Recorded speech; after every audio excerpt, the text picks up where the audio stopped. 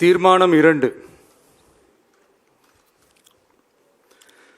கொள்கை எதிரிகள் மற்றும் பிளவுவாத சக்திகளுடன் என்றைக்கும் நேரடியாகவோ மறைமுகமாகவோ கூட்டணி இல்லை.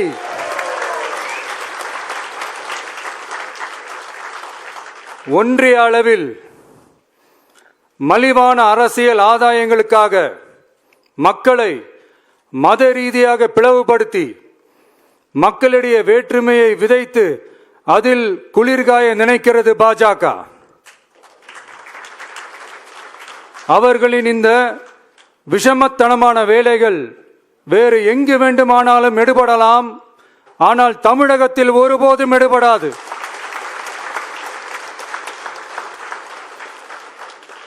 சமூக நீதியும் நல்லிணக்கமும் சகோதரத்துவமும் சமத்துவமும் ஆழமாய் வேரூன்றிய மண் இந்த தமிழ்நாட்டு மண். எனவே இங்கு தந்தை பெரியாரை அவமதித்தோ அறிஞர் அண்ணாவை அவதூறுக்கு உள்ளாக்கியோ அல்லது தமிழ்நாட்டின் மதிப்பிற்குரிய தலைவர்களை வைத்தோ அரசியல் செய்ய நினைத்தால் அதில் பாஜக ஒருபோதும் வெற்றி பெறவே இயலாது.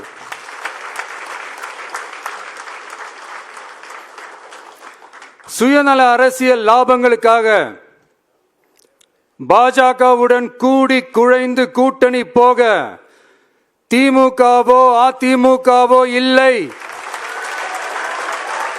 நம் தமிழக வெற்றி கழகம்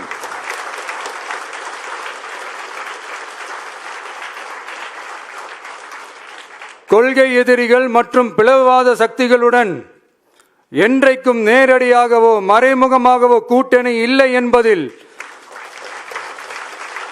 தமிழக வெற்றி கழகம் மிக உறுதியாக இருக்கிறது.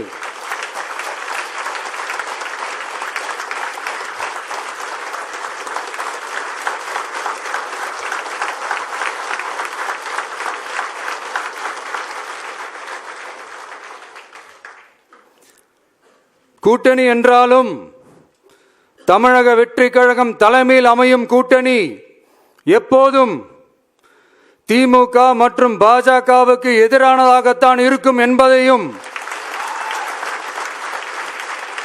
அதில் சமரசம் என்ற பேச்சுக்கே இடமில்லை என்பதையும் உறுதிப்பட செயற்குழு வாயிலாக தெரிவித்துக் கொள்கிறோம்.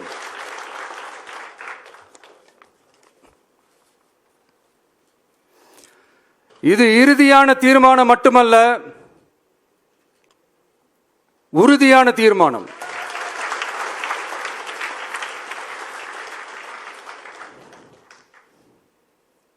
தீர்மானம் 1. நாம எல்லாருக்குமே வாழ்வாதாரம் இருக்கு, இல்லைன்னு சொல்லல. ஆனா நம்ம எல்லாரோட வாழ்வாதாரத்துக்கும் அடிப்படையா இருக்கிறதுல விவசாயிகளும் ரொம்ப முக்கியமானவங்க.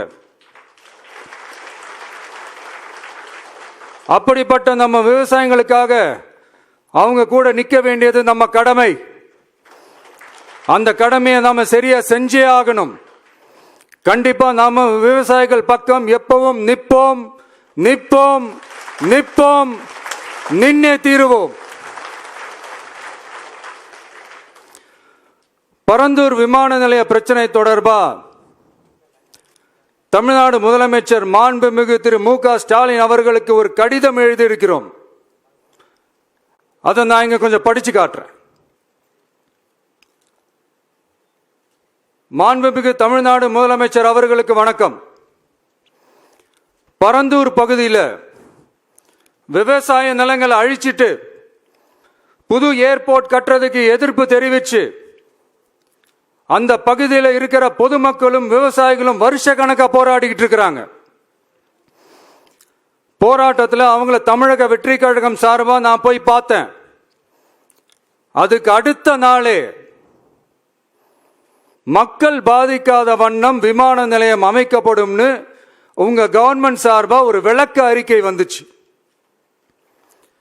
அந்த ஸ்டேட்மெண்ட்ல 1005 குடும்பங்கள் மட்டுமே பரந்தூரில் வசிப்பதால் விமான நிலையம் வந்தா பெரிய பாதிப்பு இருக்காதுன்ற மாதிரி சொல்லி இருந்தாங்க. மக்கள் பாதிக்காத வண்ணம்னா என்னங்க சார்? ஒன்று அந்த இடத்துல ஏர்போர்ட் வருதுன்னு சொல்லணும், இல்லை அந்த இடத்துல ஏர்போர்ட் வராதுன்னு சொல்லணும். ரெண்டுமே அந்த அறிக்கையில் இல்லை. வெறும் 1005 குடும்பங்கள்னா உங்களுக்கு அவ்வளவு சாதாரணமா போச்சா சிஎம் சார்?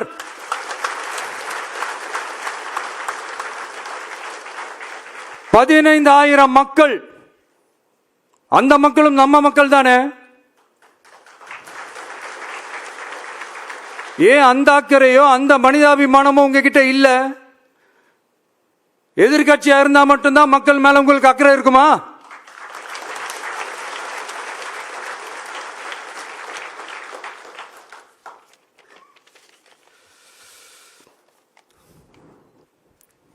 நூற்றுக்கணக்கான ஏக்கர் விவசாய நிலங்களை, மிகப்பெரிய நீர்நிலைகளை, ஆயிரக்கணக்கான வீடுகளை, அவங்களோட வாழ்வாதாரத்தை அழிச்சிட்டு அந்த இடத்துல தான் ஏர்போர்ட் கட்டியே ஆகணும்னு என்ன சார் அவசியம் இருக்கு?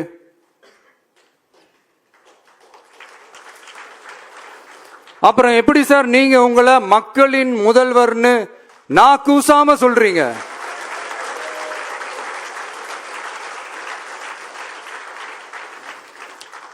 இதுல வேற உங்களுக்கும் இந்த பரந்தூர் ஏர்போர்ட் கட்டுற பிரச்சனைக்கும் சம்பந்தமே இல்லாத மாதிரி வேற காட்டிக்கிறீங்க.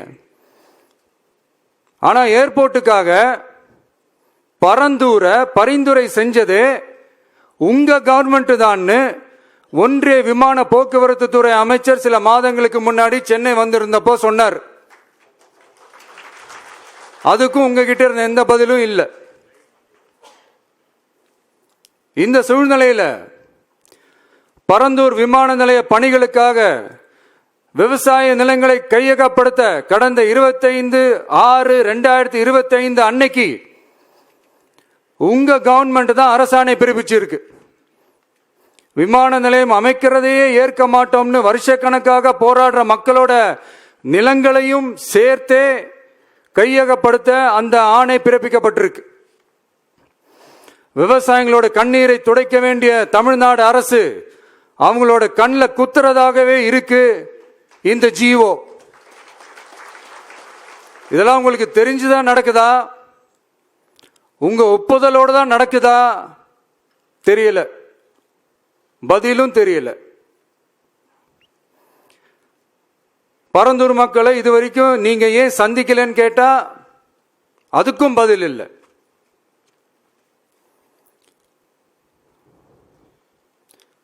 நான் இந்த பரந்தூர் போராட்டக்காரங்க அந்த மக்களை ரீசெண்டா நான் சந்திச்சேன்.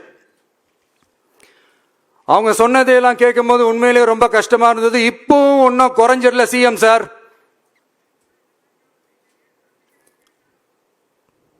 சாதி மதம் கடந்து தங்களோட குடியிருப்புகளை, விவசாய பூமியை, வாழ்வாதாரத்தை, நீர்நிலைகளை காப்பாத்த ஒன்னா நின்று போராடிக்கிட்டு இருக்கிற பரந்தூர் பகுதி விவசாய பெருங்குடி மக்களை தயவு செஞ்சு நீங்க நேர்ல சந்திச்சு பேசுங்க.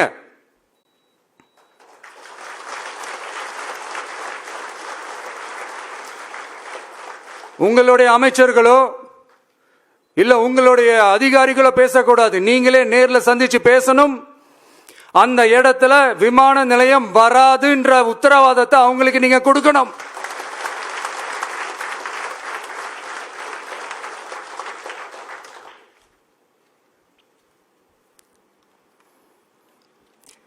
இதையெல்லாம் நீங்க செய்யாம எல்லாத்தையும் கடந்து போகணும்னு நீங்க நினைச்சீங்கன்னா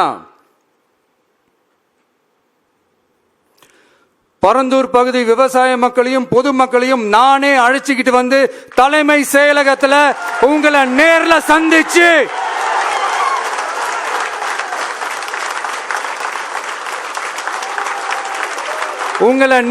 சந்திச்சு முறையிடுற நிலைமை உண்டாகும். அப்படி ஒரு சூழலை நீங்க உருவாக்க மாட்டீங்கன்னு நான் நம்புறேன். அதையும் மீறி அப்படி ஒரு சூழல் வந்துச்சுன்னா நான் ஃபேஸ் பண்ண தயாரா இருக்கேன்.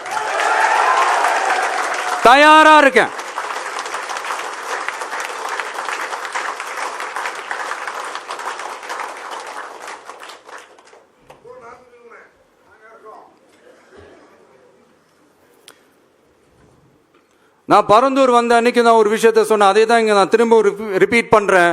we are not against any developments, we are not against airports. அந்த லொகேஷன் தான் தப்புன்னு சொல்றோம்.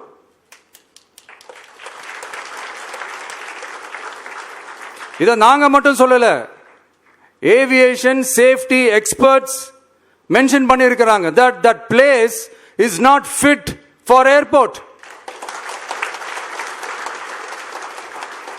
பைலட்ஸ் அங்க ஏர்கிராஃப்ட் லேண்ட் பண்றதுக்கு they might face a lot of problems ன்றது கூட அதுல மென்ஷன் பண்ணியிருக்கிறாங்க. அது மட்டும் இல்ல, அந்த வாட்டர் பாடிஸ் அழிச்சு அதுக்கு மேல ஏர்போர்ட், அந்த பில்டிங்ஸ், அந்த ரன்வேஸ்,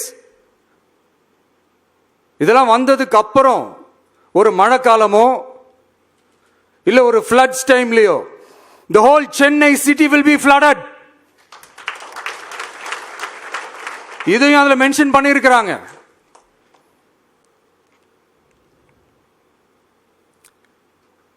ஸோ இதெல்லாம் மைண்ட்ல வச்சுக்கிட்டு தயவு செஞ்சு please take a call. Thank you. நன்றி, வணக்கம்.